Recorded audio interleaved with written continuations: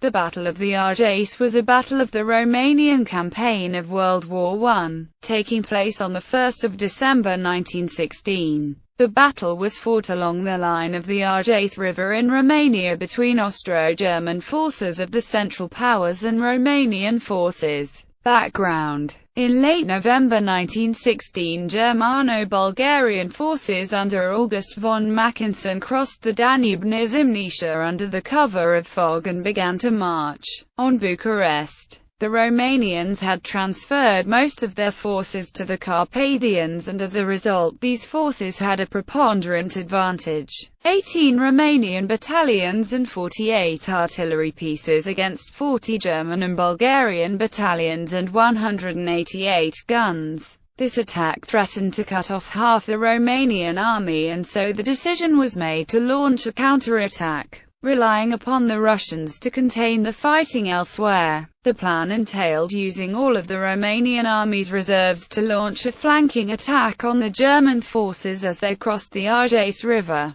the last natural barrier before Bucharest. The Russians, however, did not agree to this plan of action. Nevertheless, plans for the attack went ahead. The French sent a military mission to Romania, and its commander, Henry Matthias Berthelot, who had been Joffre's chief of staff during the Battle of the Marne in 1914, felt that the attack could bring a similar success. In this regard, he advocated the build-up of a Romanian forces, drawing divisions from the Danube and the Carpathians. Battle. On 1 December the Romanian attack began. Initially, the Romanians experienced success taking a large number of prisoners. However, the failure of their reserves to arrive due to the actions of the Romanian general Ceausescu, who was a naturalized German, followed by the arrival of German reinforcements, led to their weakening and eventual defeat. Mackensen was able to shift forces to deal with the sudden assault, and Falkenhayn's forces responded with attacks at every point. Within 3 days, the attack had been shattered and the Romanians were retreating everywhere. Part of the Romanian army was cut off from the city after German forces conducted a pincer movement north and south of the river. The Romanians suffered a considerable setback when a staff car carrying attack plans accidentally drove into a German position and was captured.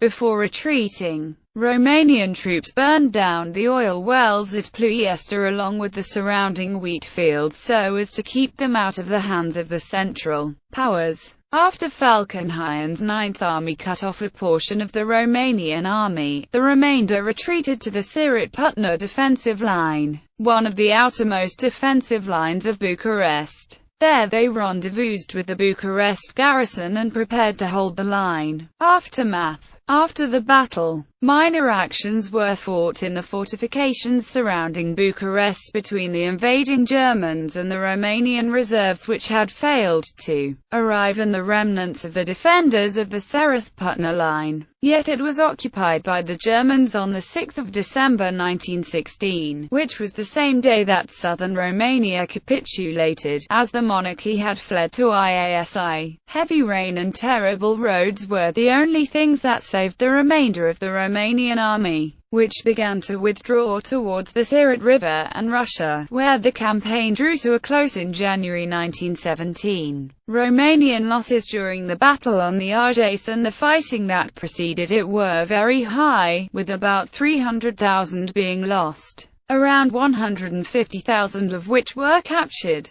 In this same period, the Germans had suffered about 60,000 casualties. The German heritage of General Alexandru Socek, a subordinate of Constantin Preza, has been the topic of several debates regarding the battle. Regarding the Romanian reserves,